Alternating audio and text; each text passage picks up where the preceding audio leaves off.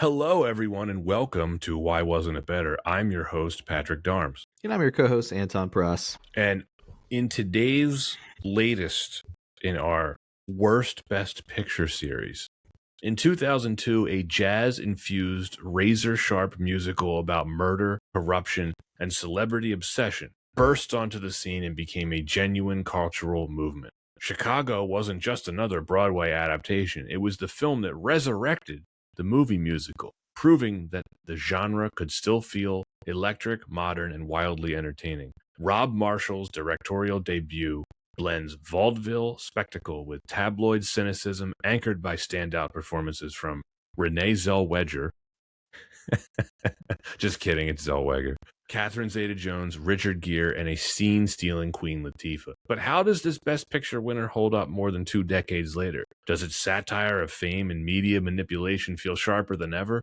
Or has the razzle-dazzle faded with time? Today we dive into the choreography, the cast, the editing, the legacy, and the question at the center of every showstopper. Was Chicago really the one that deserved the spotlight? It was released on December 27th, 2002 by Miramax Films, directed by Rob Marshall, screenplay by Bill Condon, based on the musical by Bob Fosse and Fred Ebb, starring Renee Zellweger, Catherine Zeta-Jones, Richard Gere, Queen Latifah, John C. Reilly, Lucy Liu, and Colm Fiore.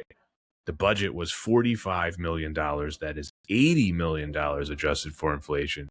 And the box office was $306 million. That is $546 million adjusted for inflation.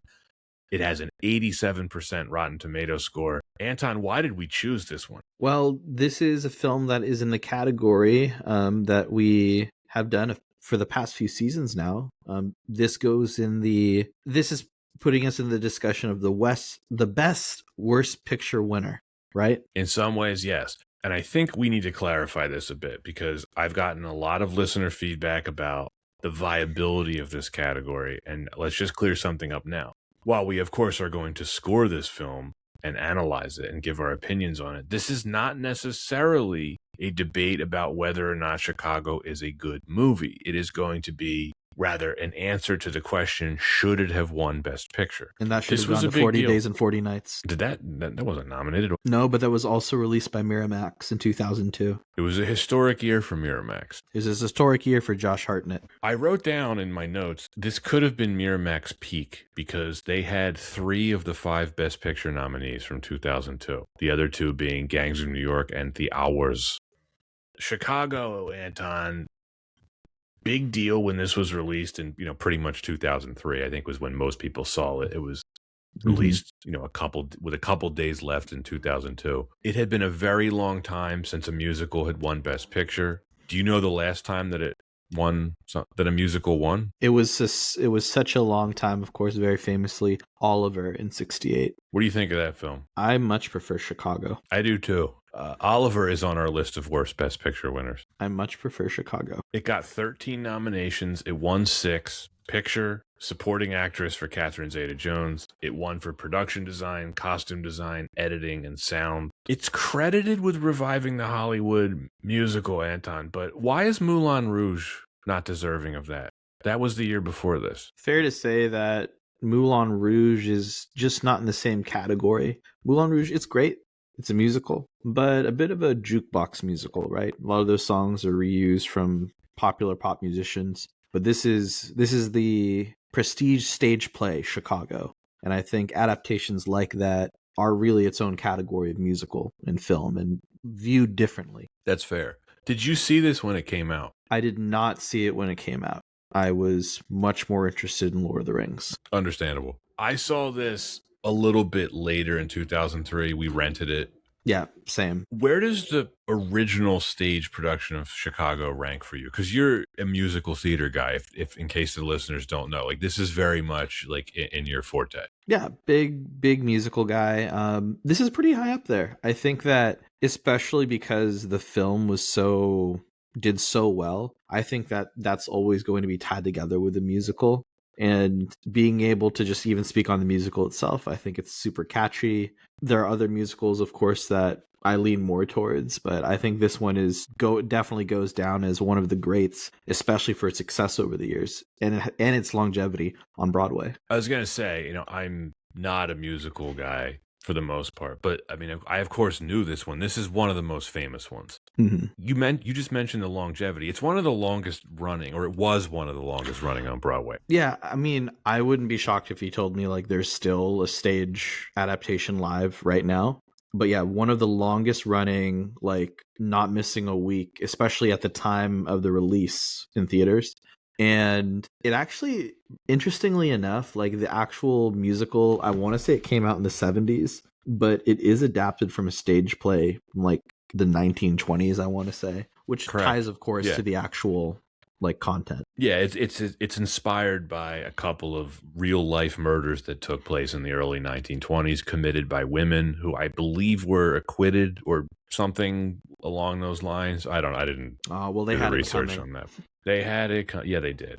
No, I know what you mean about the jukebox musical point, and I gotta say, when it comes to musicals, I much prefer to watch something like this. Mhm. Moulin Rouge, I haven't seen it in a long time. Didn't really do anything for me. I found the use of modern pop songs confusing. It's different, right? Look, for someone like me who isn't a musical fan, if you're going to do a musical, do something like this. That's my 2 cents on that. Yeah, it's a stage music and the songs from it are so different and performed differently than like music singles from an album, right? Right. Original music, part of the story. Yeah, and like you tie together all of the spectacle. And I think that, and you made a really interesting point earlier, when does it transition better for the stage versus film? And I think you get a big mix of that here. Yeah, we'll talk about that. So, musicals by the 2000s were kind of dead in Hollywood. The Disney Renaissance stuff from the 90s is the exception. Now, of course, they're animated. I'm talking about live action musical stuff. Mm-hmm. They had just fallen out of favor, like a lot of genres do. Westerns, slasher movies, maybe what we're starting to see with the superhero genre, right? Things go in and out of popularity. This briefly revived the musical. It never quite reached the heights of, when did Hollywood musicals peak? I'd say the 1940s probably. Yeah, sounds about right. And of course, I think it's worth pointing out the original stage play that this is based on, it's been adapted a couple different times over the years to the big screen. There was a movie called Roxy Hart at one point starring Ginger Rogers, but this is certainly the most well-known. Would you call this version of Chicago a classic 20 plus years later? To a lot of people, I'm sure it is. Is that a fair answer? Yeah, I think that's a good answer. And I think like a lot of it does really hold up, but I think to say it's a classic, well, why don't we dig through and find out? Yeah. And of course, before we get into the production history really quick, we have to talk about the 6 Degrees of Warren Beatty's sex life. Key. Yes. Key. This one's pretty basic. Catherine Zeta-Jones married Michael Douglas, who co-starred with Annette Bening in The American President in 1994, and she was married to Warren Beatty. So this is actually the rare 6 Degrees of Warren Beatty's sex life, because it's not just his sex life. We're talking about Warren Beatty's wife. That is interesting. I thought this would have been like a Richard Gere connection, but whenever I do the research for this, there's always more layers you can go into. I usually try to boil it down to one. Do you think I should start listing different connections? Could be fun. I can put a pin in that. I try to do the one with the least amount of degrees of separation. I think it'd be a fun challenge. Can you do 7 degrees of separation? I'm sure you could. Because then it's Richard Gere's hairstylist. Well, that's where it can get dicey, right? That's when you start to get into a lot of rumor. I'm always trying to focusing on what can we actually confirm. This one is about as solid as it gets. All right. Okay. Production history for Chicago. John McClane. What are you doing here, McClane? Let me just tell you right now, my wife's got a roast in the oven. I got to get home. Meet my brother, Vito. All right. Dennis Farina. No, Dennis Franz. Oh, Dennis Farina, also from Chicago. He could have been in this film. Okay. You're speculating. Is he Polish? Production history for Chicago. Do you want to read this, or are your dogs barking? Why don't you read it? Okay. So This is, of course, based on the 1975 Broadway musical. And here you go, Anton. It ran for 936 performances. So that seems like a lot. It is based on a Broadway play from 1926 by Maureen Dallas Watkins, a journalist who had found her inspiration in two real-life Chicago trials she covered for the press, who inspired Roxy Hart and Velma Kelly. Bob Fosse, who had directed and choreographed the original Broadway production in the 70s, he wanted to bring this to the big screen, but he died before it could happen. His distinctive jazz choreography is evident throughout this film, and he is thanked in the end credits. After his death in 1987, the project seemed dead, and that's really no surprise. When a creative cultural force like Bob Fosse passes away, musicals are no longer in vogue in Hollywood. Makes sense why studios just kind of lost interest in doing this. Now, here's where it gets a little bit interesting. The minimalist 1996 revival of the musical proved very successful. Well, I thought 936 performances was a lot, but this one ran for 10,601 as of 2023. It holds records for the longest running musical revival, longest running American musical on Broadway, and the second longest running show in Broadway history. Its runaway success sparked a greater appreciation of the 1975 original production, and it renewed interest in the film. So Miramax gets involved in the 1990s. And of course, we can talk about the Weinstein brothers. They were the founders of Miramax. They would have been heavily involved in any Miramax production in the 1990s. We're going to talk about them very soon. Again, when we talk about another worst best picture winner, The English Patient. That is another Miramax film. And I believe that was the first Miramax film to win Best Picture. Yeah, it would have been. So back to Chicago. Milos Forman, Herbert Ross, and Baz Luhrmann turned down the chance to direct the film. Baz Luhrmann, that makes sense. The guy who did Moulin Rouge himself.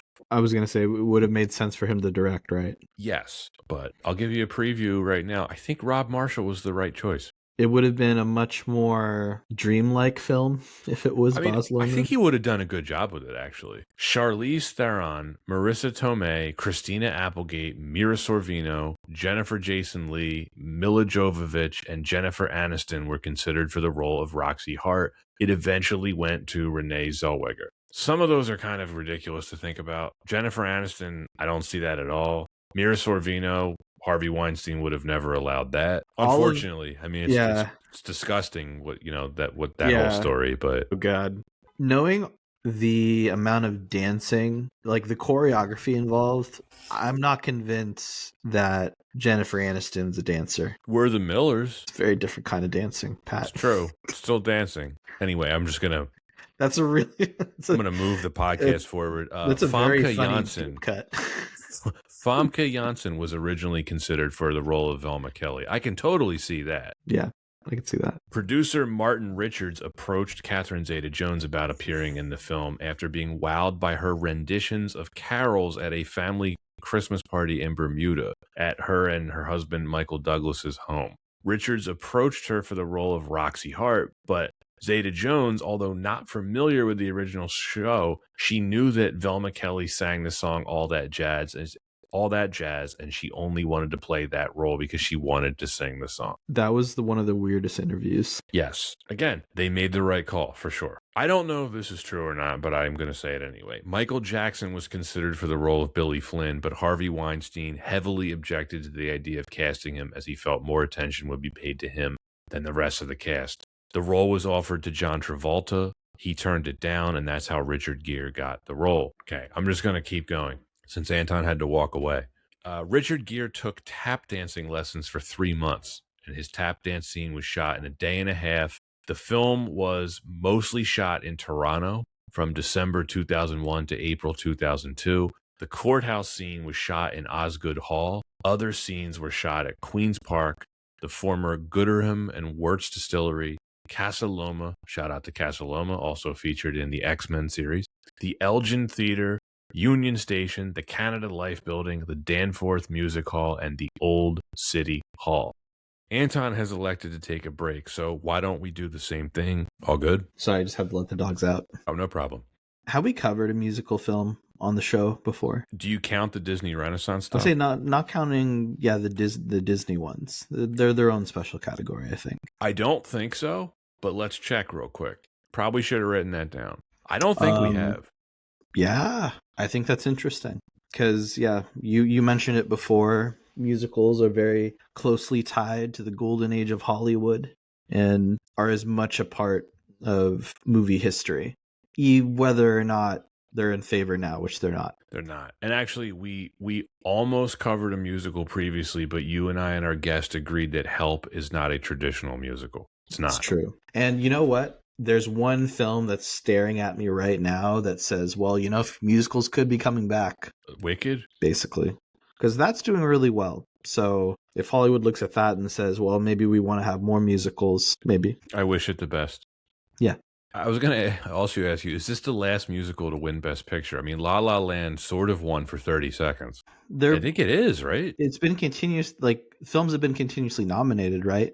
Like Sweeney Todd was nominated, I think. It might have been. Yeah, Sweeney Todd. Did the first Wicked get nominated? The first Wicked did get nominated, which is weird. Well, when there's 10 nominees, anything can get nominated. Yeah. Yeah, no, this absolutely had to have been the last musical that won. Well, what about that one from the early 2010s, The Artist? Is that a musical? That's a silent era film. Or it's a silent film. You know what else about that film? What? It sucks. Not a lot of people think about it. Nor should they. That is absolutely on the list of worst Best Picture winners. That movie is... I got conned into seeing that, and I walked out. Yeah, it was... That's another one. There's... we'll touch on this. I'm just love, you hit the right buttons, or you get the right checks on the boxes for Academy voters, they'll pick it. Well, they did for that one. Well, I mean, as we know, they didn't actually have to watch all the movies that got nominated. Which is crazy. But again, it's are you getting gifted an iPad, and are you being bribed by Harvey Weinstein? Yeah. Which may or may not have happened here. Well, let's talk why this wasn't better then.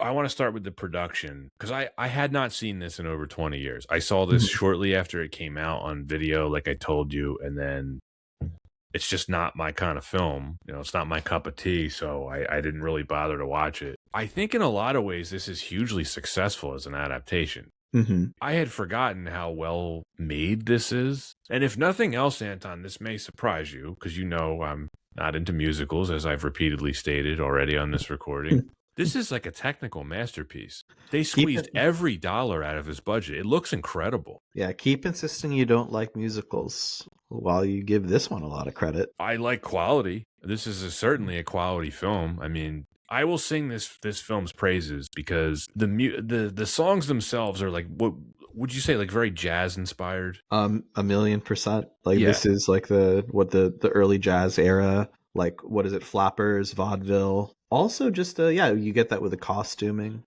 but overall, great energy in all of their pieces. A ton of energy, and I liked every single song. They're all kind of bangers. Yeah, it really is hard to pick one. Pound for pound, this is one of the better musicals that I've ever seen, because with most musicals that I end up seeing, there's usually one or two songs that are this is filler, this is boring, they could have cut this out. I don't feel this way with Chicago. I liked every single one. Which, it's important to note, one of the fun things about watching musicals is that every single performance will be different because you have someone else performing a song, right?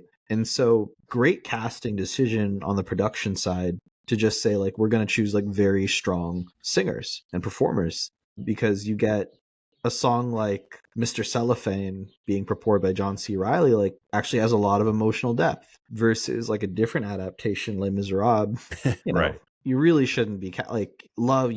Come on, we love Russell Crowe, but he's not a singer. Well, he is in a band, but that's a different. Rock is a different kind of singing. Yeah, I know what you mean. Well, I mean, I never thought of the actors in this film as singers, but I think they do a good job. We'll get to the cast in a second.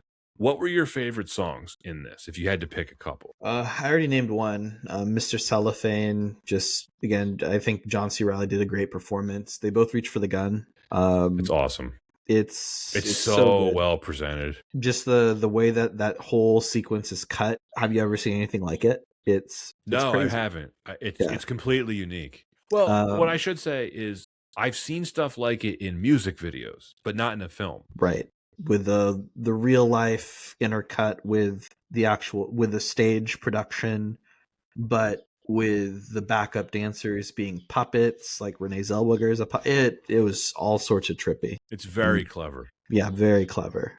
Cell Block Tango, I think for me is like the number one though. I'd say that's the most famous one because of the imagery, because I mean, frankly, this is a highly sexualized movie, and the outfits that the women are wearing in that set piece are some of the most memorable imagery from this film. It's quite memorable. It's the best way. I mean, deliberately. We're not making like we're not joshing this. That was the entire point of the song. Yeah, we're also, listeners, we're not just being like, like we're not being dogs. Like it's Right. literally the point of the film is to just show how sexualized the women are. Yeah, those two. I like the Roxy song too. Mm-hmm. Where it's Renee Zellweger. The Chappelle Show joke about this is going to cause me to forever mispronounce her name. I apologize to Renee.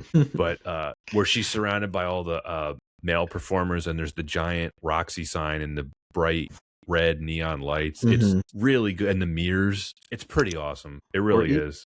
Or even the closing song, right? Where it's the two of them. Yes. And then they have their dance number. Is this the film that gave us Jazz Hands? I think the 1920s gave us Jazz Hands. Okay, just the 20s in general. Yeah. Okay. And I got to say, I want to shout out Rob Marshall. This is his first feature film. It's pretty amazing. I mean, gotta give him props. Just because, and then no, not a slouch, right? We've talked. No. I'm pretty sure we've talked about him before. We have. I can't remember the context of which we talked about him because this is the first film of his that we've covered. He's had a successful career since. I was looking on some of the Broadway subreddits doing the research for this film. A lot of Broadway fans refer to him as a disappointment, which I found interesting. I assume because he ended up directing stuff like the fourth Pirates of the Caribbean movie and stuff like that. And maybe that's a disappointment. But I mean, he's had a lot of success since this film. Another musical. I mean, he's done other musicals, right? Like he's done 9. He did Into the Woods. Mary Poppins Returns. Mary Poppins. So like very like he hasn't like he's still gone back to his roots. But one of the more interesting films on the list is Memoirs of a Geisha. Yes, that's a film we're going to cover because amazing novel. People had been trying to adapt that into a film for years. Steven Spielberg held on to the rights for years before he finally gave it to Rob Marshall to direct. I like the movie, but I know it's its legacy is, I would say, mixed. It was a really big deal when it was coming out. I think the trailers really hyped it up because the book had done so well. Right. But also for that time, featuring our favorite character actor, Cary Hiroyuki Tagawa. And it was also, I think that was the peak of Ken Watanabe as well. Yeah, I would say so. Yeah. Very interestingly enough, I also have very vivid, I remember very vividly, the Mad TV parody of Memoirs of a Geisha. So I think it's a pretty good movie, but I wouldn't call it a classic 20 years later. That's a teaser for a future episode. Right. So Baz Luhrmann could have directed Chicago. I'm glad they picked Rob Marshall. I think he does a really great job with this.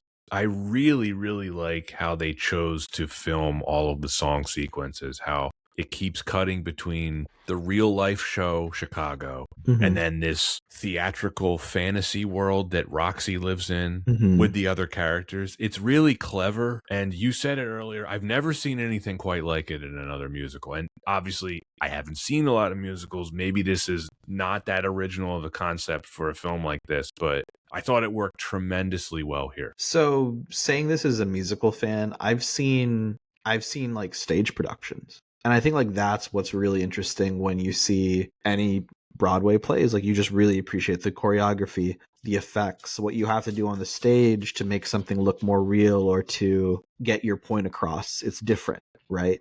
Versus what you can do with film. And I feel like this is so unique in the way that they've been able to blend it. You still get the stage play, but you can do things in film that you can't do in a stage production, like intercut between real life scenes, like a Hungarian woman insisting that she didn't kill anyone, then just getting hung in real life.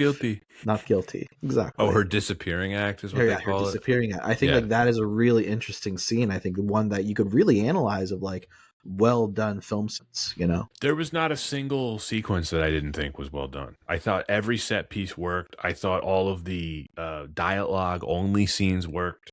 But I mean, certainly the highlights are the set pieces, right? Yeah. If you want to compare this to like an action movie, it's a musical action movie, right? So it's like whenever you watch an action movie, you're always going to judge it by the strength of the action sequences, right? And the same thing with a musical. It's like, well, how good are the music sequences? In this, they're top tier. Absolutely. And I think the star of the show here is not necessarily the cast. The director of photography, Dion Beebe. Mm-hmm. Amazing work. He didn't win Best Cinematography for this. He lost to Conrad Hall for Road to Perdition. That's a tight Oscar race. You look at who was nominated.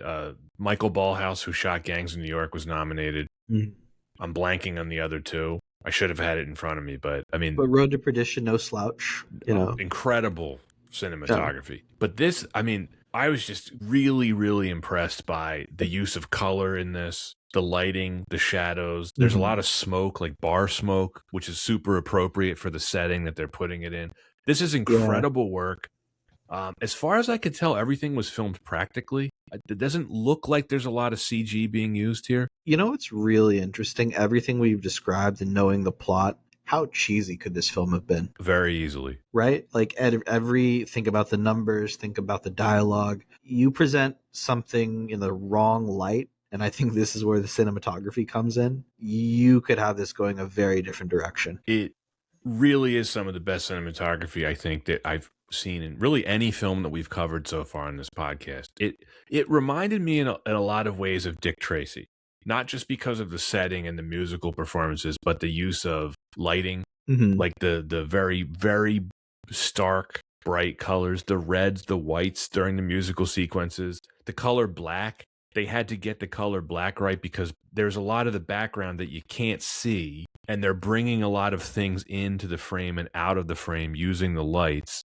And it must have been a nightmare to shoot with all the different lights and transitions and stuff, and they absolutely nail it. Another thing in terms of lighting that you take from stage into the movie, think about when you have the light directly on one character versus another during the scene. Everything else is dark across them. And I think even transitioning that effect, it's very powerful on a stage play. But on screen, you really have to think about the blocking and like, how do you not just lose someone with the lighting if you're just going to show like one light on them? And I think you do great with any of those solo pieces. You do great with, I mean, he's not like a huge character, but such a memorable character, even like Taye Diggs' character, whenever he's introduced with lighting. Yes. It's so fantastic. Beebe would win an Oscar a couple years ago for actually shooting Memoirs of a Geisha with Rob Marshall. So he's gotten his awards, right? But I wanted to give him really a nice shout out on this podcast because I don't know if he's as well-known name as some of the major cinematographers working, but he's worth talking about. Anton. He also did a lot of early digital pioneering work. He shot Collateral and Miami Vice with Michael Mann shortly after this, which had an amazing nighttime cinematography. And I think he's the MVP of this film. If I had to pick one person to actually win an Oscar for this film, I would have picked Dion Beebe. No, for sure. I think that's a good call out. I'm glad that he did get his due, but stellar cinematography. Moving through the rest of the production, the other two Oscar winners for the production team, John Meyer on the production designing the sets, Colleen Atwood designed the costumes. They're great looking. It's pretty cool to me how they maintained that minimalist set design that was like faithful to the original, or the I guess the 1990s revival. It allowed it to look classic but still modern for the era without looking cheesy. I think that's the important thing, because you can get a Flapper Girl outfit and it still doesn't. It could look like it was bought at like at a Spirit Halloween. Yeah. It could have looked like Moulin Rouge, just overdone. There we go. That's they didn't do it. Yeah. Here's the problem. So this one for production design and costume design, it beat Lord of the Rings, Two Towers, and Gangs of New York. Okay. It's wrong. The Two Towers was the most disrespected film at the time. That not winning for production design, just the Edoras set alone, in Rohan, they built that entire little city on the mountain. Like that didn't win for production design? Really? So it was still at the time that Lord of the Rings was not getting the amount of credit it should be from the Academy, right? You finally get enough. You finally get enough by Return of the King.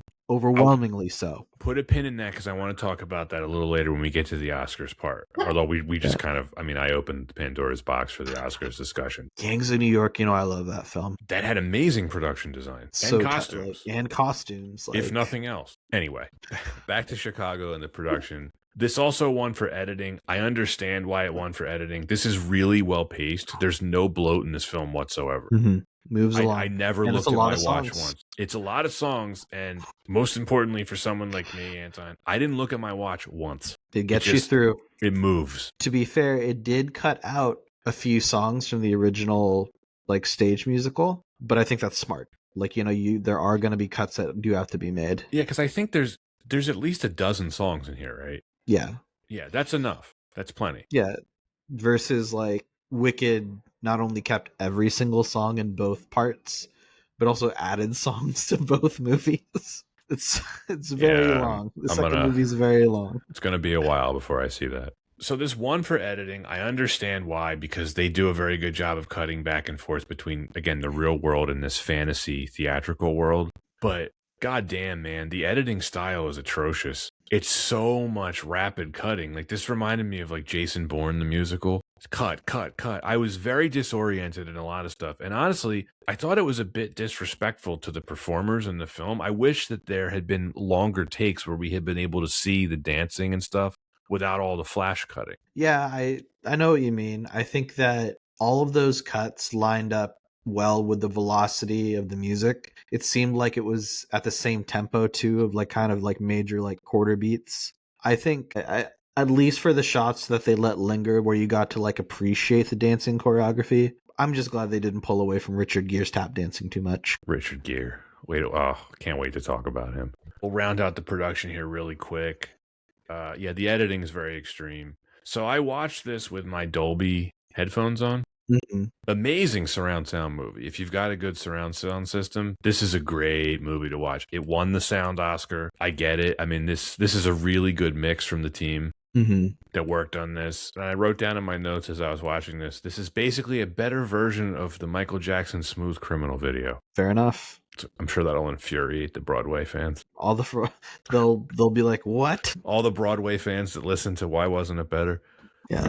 Well, let's talk about the cast then, Ant. Unless any other thoughts on the production, because I know I feel like I've been talking a lot about what is really more up your alley. Well, cast. Let's go cast. I'm excited to talk about cast here. Renee Zellweger plays our lead, Roxy Hart. Bridget Jones. She got nominated for Best Actress. Probably could have won. I mean, she's fantastic as the singing, the dancing. I mean, I think her character sucks, which we can talk about later. That's not her fault. Her character just absolutely sucks. All the characters suck, but the performers in this are great. I didn't feel anyone was miscast. Yeah, which again, that's amazing. And I think that's why this movie is also still so well regarded after so many years, is because the casting was great. And I think your leads have to be the two sides of the same coin, right? And they did a great job with Renee Zellweger, especially at the time she was a massive star. She was. This was a year after Bridget Jones. This was a year before her actual Oscar win. Do you know what she won for? For Bridget Jones? No. This was a year after Bridget Jones. She won her Oscar a year after this film. Did she play what's her name? Virginia Woolf? No. You're thinking of Nicole Kidman, who won this year for The Hours. The film that you're not remembering is Cold Mountain. Oh, right. Which also stars Nicole Kidman. That's right. Okay. But yeah, this would have been the actual... This was absolutely the peak of her career. She's great in this, and yet the show is stolen by Catherine Zeta-Jones, who won the Oscar. It's two sides of the same coin. Two killer characters, right? They managed to overcome some of the worst hairstyles ever put to film. What is it? Catherine Zeta-Jones is just a terrible bob. It's awful looking, and she manages to overcome it. She sizzles this entire time. Totally deserved the Oscar. It was great. Sean Connery got to present her the award at the ceremony. That's fun. That's cool. She's so good in this movie that a lot of people mistakenly think she's the main character because she was used in a lot of the promotional artwork. I mean, Renee Zellweger, very beautiful lady, but let's face it, Catherine Zeta-Jones. Oh, yeah. smoke show. Staggering. We gave her due on the entrapment episode. Yeah, everyone knows where we stand on our opinion. But more importantly, a brilliant actress. Yes.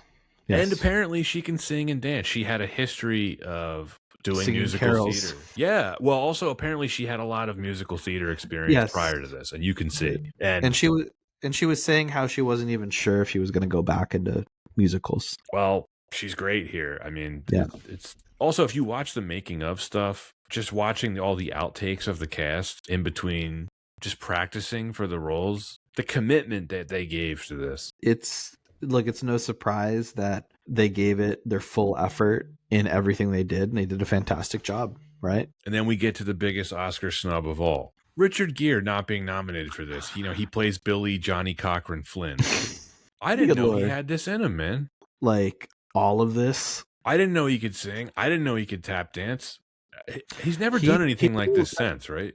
So first off, he couldn't tap dance until he learned just for the movie. I'm not a big tap dancing expert. He looks pretty good. He looked really good, right? Yeah. Yeah, because he did great. Look, no disrespect to John C. Reilly, who I love. He got nominated for Best Supporting Actor and Richard Gere didn't. That's just wrong. No, he absolutely deserved it. But we were touching on this over the phone, that this was also basically like Richard Gere's goodbye to Hollywood with his last real good film. Yeah, I mean, he's been in plenty of stuff since, but I would say nothing this memorable. This was the second time that he took a role originally offered to John Travolta. Anton, can you tell me what the first one was?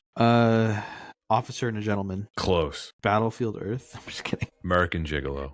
Although Officer and a Gentleman may have been offered to Travolta, was it? I wouldn't be shocked. That seems like something on paper, I'd believe. That was the era when they were competing for a lot of the same roles. But yeah, and Travolta would have been incredible in this role. Yeah, because we know that's part of his repertoire. So yeah. I couldn't find out why he turned it down. But look, I'm happy with the choice that they made with Richard Gere because he's awesome. And you know what? Don't worry, listeners. Like, Travolta ends up finding another role where he can sing and dance and wear wigs when he played Tracy Turnblatt's mom in Hairspray. Because of course he would. Of course. He wouldn't do this role, but he would do Hairspray, of course. So John C. Reilly, if anyone ever wonders what film he got nominated for an Oscar for, I don't think many people would guess this, but it is this. This was still at the time too when he wasn't considered a comedic actor at the time. No, he was just kind of a character actor. He just would kind of just do all different kinds of roles. This was a career year for him. He appeared in 2 other films that were nominated for Best Picture, The Hours and Gangs of New York. That is very rare to appear in 3, all Miramax films. Yeah. The Hours was such a downer. It is a downer. I think it's very good, but not rewatchable to me. You know what is rewatchable in this era? Are you going to say Gangs of New York? Julie and Julia. Meryl Streep and Stanley Tucci. Yep. Meryl Streep plays Julia Childs. Yeah. It's a great movie. I don't know if you're being sarcastic or not. No, if you need a feel-good movie, I highly recommend people watch it. I like that movie. Yeah. Queen Latifah got nominated as well. She's amazing. She's kills it. I think it's for Queen Latifah, thinking about her, originally a musician, a singer, right? Moves into TV acting, moves into film, and really kills it in film. Yeah, and she endured a lot of like really bad, like, wasn't she in a bunch of horror movies and stuff? And she was then also in I was about to make a joke. Do you mean that one film, Taxi? I was thinking of Sphere. Yeah, no, she was in Sphere. Which is just god awful. No, Queen Latifah, I want to say Taxi had Jimmy Fallon. I vaguely remember. Yep. It was a 2000. This is a horrible 2004 film. Still made $71 million off of a $25 million budget.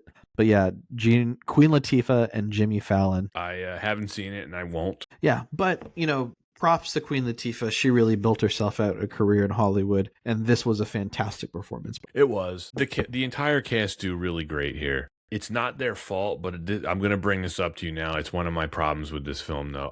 The characters suck. There's no one to root for. There really isn't. We're specifically talking about the leads, right?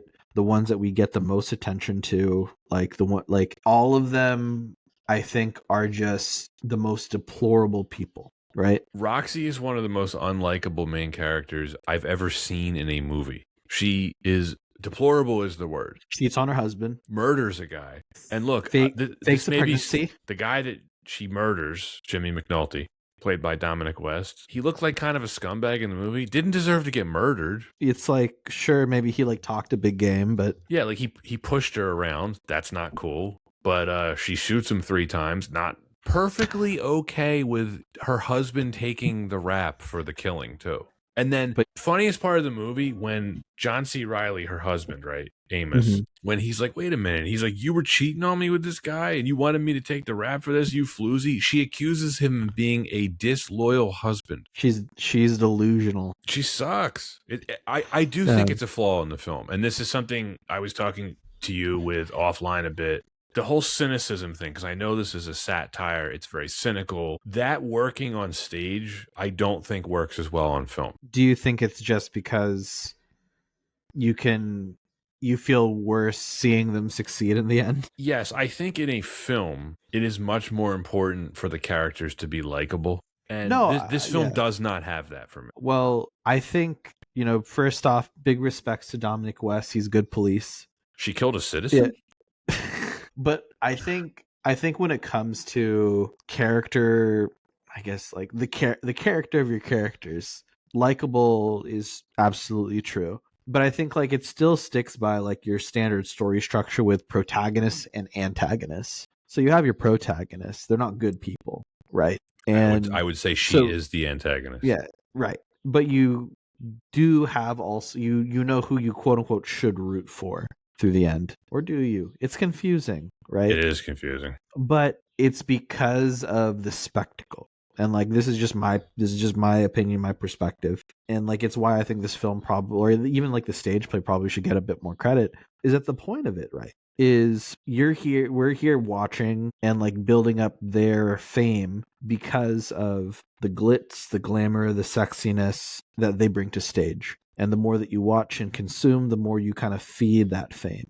And they're right. And you watch it to the end. So, it's not like a proper feel-good. It's not a proper feel-good story. But it is definitely fascinating. I just chose to focus on the spectacle of it, the songs. I mean, the characters, they suck for me. They really do. They do. Again, they really, really do. Even Amos, it's hard to root for him because he's just a doormat of a person. He's a, well, right? Like he's very, like his song, right? Mr. Cellophane. He's paper thin, right? Yeah. He has no shell. He has no backbone. Couple other well-known faces in the cast, just running through them really quick. Colm Fiore plays the DA. Very, very famous character actor. He's been in everything. Taye Diggs plays the band leader. We frequently see him behind the piano. Christine Baranski plays Mary Sunshine, a sensationalist reporter. And then we get young Lucy Liu with really only a handful of lines. Kind of out of nowhere, right? Yeah, she's billed like 6th, but she's in the movie for what, like 30 seconds? I think though by the time, or at least like this was also like her peak in Hollywood was like the 2000s. So was it this year or was it like a few years after she gets pushed in Charlie's Angels, right? That was before this. That was before this. Okay, so yeah, it all lines up. Yeah. And she works very... This is a strangely small role for her considering how famous she was in 2002. Fair. I mean, to be fair, I don't know how many Asian stars there were in the 1920s. I don't know. Yeah, I don't know. But at least for Lucy Liu, close collaborator with Harvey Weinstein, which explains the Miramax connection. All right, last discussion point. This is what we do for these worst Best Picture winners. Here are the other nominees for Best Picture that year, Anton. Gangs of New York, your second favorite movie. The Hours, The Lord of the Rings, The Two Towers, and The Pianist. Did Chicago deserve to win Best Picture? I feel like we're doing a suspect lineup in the film Chicago, and our did it deserve to win? On our first suspect, I think we have to think about. We have to think about like two things, or at least like there are two things that really stand out to me. One, does the film have the makeup of an Oscar winner, and what the Oscars judges would typically vote for, and then what was going on with its competitors. Yeah, we can start by answering the question, like, why this won. I totally understand why this won. This hit the Academy sweet spot. Mhm. Very good production values. It has a recognizable prestige to it, this well-known Broadway play. And Oscars like a narrative. And this whole return of the musical thing that this film had going on, they fell in love with that narrative. Oscars love going back to golden age of Hollywood, love touching back on that. They do. This was a very safe choice compared to some of the competitors, which we can get into. And then I think the other huge factor of this is the Harvey Weinstein factor. This was the absolute peak of Miramax at its campaigning work.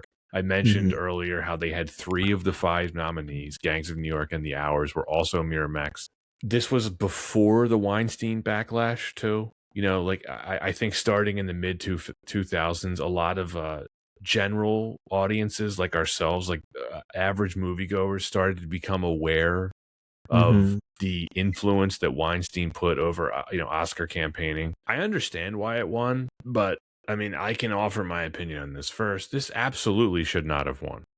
This is tied for Chariots of Fire with, pretty much the weakest Best Picture winners that we've covered so far. I would have endorsed any of the other films winning over this, except Gangs of New York. Okay. And this is weird for me because I really like this film.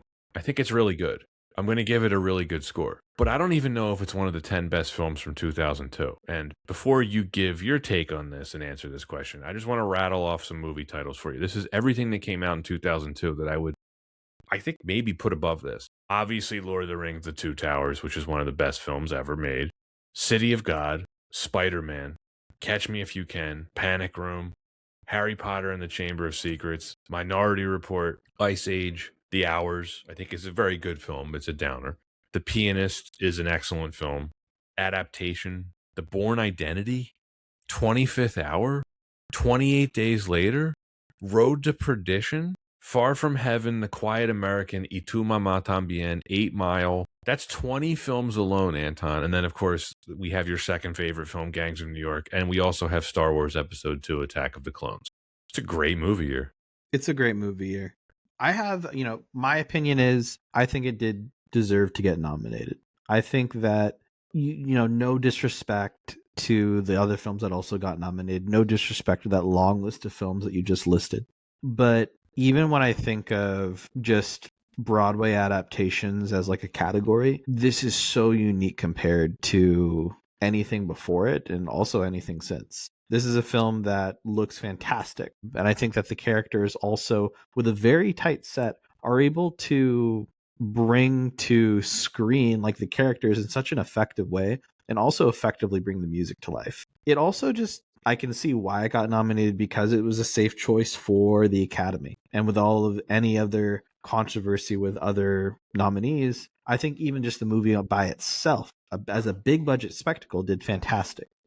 So I do think it really did deserve to win because also, again, it transitioned Broadway into a Broadway play into film so seamlessly, which again, like it's not easy. And we really could have had a very cheesy film, but instead we get such a memorable film after so many years. You think it deserved to win over The Two Towers? Now, I didn't say mind you, I'm thinking it deserved to get nominated. You just said it deserved to win. Yeah. Now, did I say deserve to? Okay. Do I say it deserved to win? I can see it. Yeah. You think this is a better movie than The Two Towers? I love The Two Towers. Yeah. But you think Chicago is a better movie? No. Yeah. Do you think this is a better movie than The Pianist? I don't want to give Roman Polanski any more credit. I know, I don't either. I struggle with that. I think that's why this won, though. I think you're starting to get into a big part of this. I feel like they were looking at the other films and they kind of gave it to Chicago by default. The Hours was too much of a downer. And the Hours is basically an indie movie. It's not an indie movie, but do you know what I mean? Like, how many people do you know have seen The Hours? Yeah, look, there's always going to be a film that's nominated that's like really art house or like it's a larger film, but like, you know what I mean? Like it's an art house movie. It basically is. Yeah. I have no idea how Gangs of New York got nominated. That movie's a mess. I mean, I know you really like it, but like it's just bizarre that it got nominated to me. Yeah, and like of the films that got nominated and what won, I think that's what I'm trying to say. Of what nominated and what won, I think like it deserved it. But I do really, I mean, I don't want to make it seem like I don't love 2 hours, the Two Towers. Right. I mean, The Pianist, they just weren't going to give it to a Roman Polanski movie, so they strangely gave him Best Director, which is, well, we can. I mean, look, I'm trying to remove my opinion of Polanski as a person. The Pianist is an outstanding film. Yeah, just trying to remove my opinion of Polanski as a person. It is not just good, it is a fantastic film. Yeah. Adrian Brody really killed it. Well, we talked about this way back on the Gangs of New York episode, because a lot of people were mad that Daniel Day-Lewis didn't win Best Actor and Adrian Brody did. I think Brody deserved it. That's a career performance from him. Now, The Two Towers obviously is the film that should have won. Now, but you kind of nailed it. You said it very well earlier. The Academy wasn't yet respecting Lord of the Rings. Now, they obviously nominated the first two for Best Picture, but it is weird how most people would agree Fellowship is the best. Yep, I agree with that. It is strange to me how the Academy, it took them 3 years and 3 films to really honor them. They gave the first two. Here's the weird, this is hilarious. I don't know if you were looking at the 2002 Oscars. They nominate Peter Jackson for Best Director for the first and third films, but not for Two Towers. Weird. Just it is weird. Very weird. It is their relationship with Lord of the Rings. They would make up for it the following year by giving Return of the King all the awards. But it's just so strange how this happened. It's disrespect, right? It is. That's the Oscars for you. They get so many things wrong, and then they try to make up for it. But like, I think as much as I really enjoy The Two Towers, I do prefer Fellowship of the Ring. And if I'm a Oscar voter and I see, and like I know in front of me, I got to make a choice, and I'm gonna make a safe pick. I think this was the safest pick. Like I said, I understand why it won. It is not the best film of 2002. I don't even think it's close. But you know what? I think, like I've said this a long time ago. It's why I don't put too much weight on the Academy Awards. It's always like it's not like the objective great film system. It's the objective, or no, it's the we have our system for what films win system. Right. And especially then, I think it's very different now. You know, if this had been 2022 instead of 2002, I think Lord of the Rings wins. All 3 of them win. Yeah. I think like it's interesting because it's enough of a political, like, okay, we it's funny because we say like, oh, well, you know, it's a different system now. Like it's much more transparent and clear that they have to choose quality. But I mean, I don't know. I feel like the Best Picture category is kind of a joke now with like 10 nominees. It is a joke, but what I meant was they would give more consideration to Lord of the Rings now. Right. Like I think so. The turning point was, remember, 2008 when no one could understand why The Dark Knight wasn't nominated and Slumdog Millionaire won. We were like, everyone was like, what? That was like, what? By the way, we're definitely covering Slumdog Millionaire. And again, doesn't mean it's not a good movie. Now, do you think, okay, so this is me taking a wild guess. Do you think Frankenstein's going to get nominated? I do. Yeah. I do. And I'm going to give 2 reasons. Netflix, it has prestige behind it now, and they weirdly have fallen in love with Guillermo del Toro. And Guillermo del Toro. Those are the 2 big ones. Netflix is today's United Artists. They kind of are. I mean, they have a lot of haters because they do a lot of crap, but they do throw money at a lot of good stuff too. I didn't like that movie, Anton. But it's gonna get nominated. I know. You know what's crazy? I don't care about the Oscars anymore at all. I think I care about them up until about 2015, and I don't know why that's a turning point for me. But for whatever reason, everything after 2015, I just don't care about. I don't know, like, do I care about who wins? It's like, sure, I'd like to see the films I like win, but I think I much more appreciate the pageantry than I actually appreciate the awards. Like, I think it's cool, like the history behind the Academy Awards, and like Hollywood coming together and people getting dressed up. It meant more back then. Yeah, but like I also know now it's like it's a whole game. But I actually care more about the technical categories now than I do anything else. Like, I am interested in who wins best cinematography and sound and editing and the music categories much more than I care about best picture and the acting. Like, it's cool when you see like a film like Godzilla -1. Yeah. When you see their team win. Yeah. Like, that's cool. Like, that's really cool. They deserve that. Yeah. Or like, to go back to this film's year, 2002, it's like, look at that cinematography category. You're like, man, this didn't win cinematography. It lost to Road to Perdition. You're like, that wasn't the wrong pick. Road to Perdition looks amazing. You're like, what a tight race that would have been. Here you go. Cinematography Award 2002. Conrad Hall wins for Road to Perdition. The other nominees were Chicago, Far From Heaven, Gangs of New York, and The Pianist. Born Identity wasn't nominated? Like, really? I remember when that first came out. That was huge. Here's an interesting sequel thing to you. Kind of reminds me of Lord of the Rings. So the first two Bourne movies, I think, are the best ones. Identity and Supremacy. By the way, Supremacy is one of my favorite all-time sequels. I think it's an underrated sequel. The third film, Ultimatum, that wins 3 of 3 Oscars. But the first two films get no Oscar nominations. Make it make sense. It doesn't. It's all politics. Why are we spending so much time on this? I don't know, because people like to hear about these discussions, I think. And it's because we enjoy having them. We do. Like this winning Best Art Direction over Lord of the Rings 2 Towers. That's wrong. That's the wrong choice. Well, you just got to remember, Julianne Moore is hot. But was she hot in Far From Heaven? She was like 1950s hot. Nicole Kidman won Best Actress. For The Hours. Oh, here you go. This is the same year as Unfaithful, Anton, with Richard Gere. That was a weird one. Diane Lane was nominated for actress for that. Was that the last, for the longest time, that was the last erotic thriller? It was. It was also directed by Adrian Lyne, the guy who did Fatal Attraction. Yeah. Yeah, I think it was. Because then you get that one. Then there's No Way, I just thought of this. Then there's the erotic thriller that had Amanda Seyfried and Julianne Moore. Chloe, I think. Does that really, are we really counting that? I mean, I'm just thinking of erotic thrillers. Don't know why. The point you were making earlier about Richard Gere, he's been in some crap since this came out. It's really sad when you look at what he's been in since. Yeah, a couple things I like. I like him in Brooklyn's Finest. He's in a movie I kind of like called Arbitrage, which is not great, but I enjoyed it. Man, there's not much good. Not much good. Nothing. No roles that are no roles that make you think, oh yeah, that's a Richard Gere role, Did you like the Mothman Prophecies? No one liked the Mothman Prophecies. Same year as this film. Well, maybe that was it. The Mothman was spotted on set, and that was the end of Richard Gere's career. Oh man, I'm out of stuff to talk about with Chicago. I think we've gone through all the notes. Do you want to give our ratings? Let's do it. They're good police. Do you want me to go first? Please. I'm on the record. This is not a deserved Best Picture winner. I understand why it won. However, if you like musicals, I highly recommend this. I don't even like musicals, and I highly recommend this. This is a great musical. I think this is a really fun movie. The set pieces are spectacular to watch. All of the songs slap.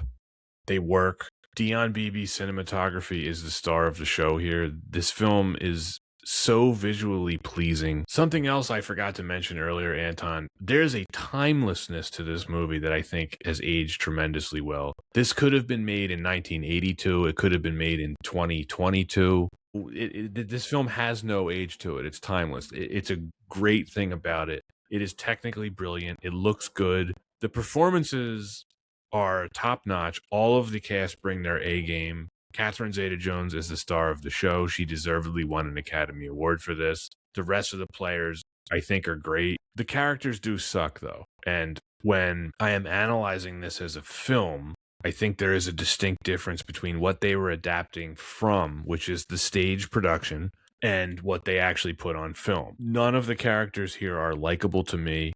I do think it is a flaw of the film. There was nobody for me to root for, so it kind of forced me just to focus on the songs, which is not a bad thing. But if I'm analyzing this objectively as a film, the likability of the characters in the story is very important to me.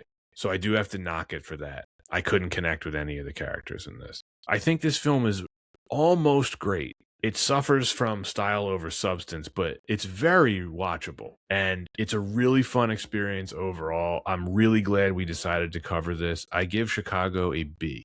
we've touched on everything that we really love about, or I feel like I've touched on everything I really love about this film, where it sits in musical films, the distinction of how this really stands out from other musical films. And I think with any adaptation, transitioning from stage to film is very difficult, even though there are so many similarities. And I think that this film just executed that on a technical level so well that deserves a ton of attention.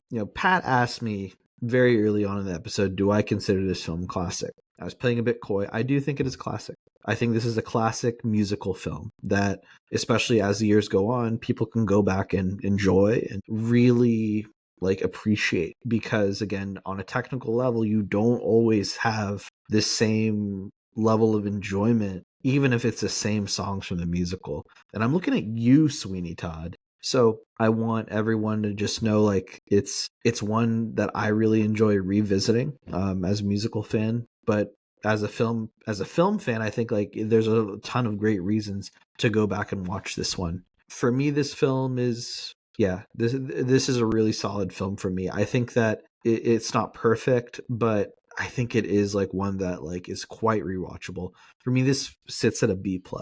Well, that is it for Chicago, and that is it for this edition of Why Wasn't It Better? As always, we thank you for listening. If you're new to the pod, please give us a follow or a subscribe. We encourage you to leave comments wherever you're listening or watching. We are on all the social media platforms, X, Instagram, and Letterboxd as well. We highly recommend that you check us out on Letterboxd. You can see our full list of films there. And if you really like what we're doing and you want to throw us a few extra bucks, we do have a Patreon. Links to all of the above are in the description. Thanks for listening, and see you next time on Why Wasn't It Better?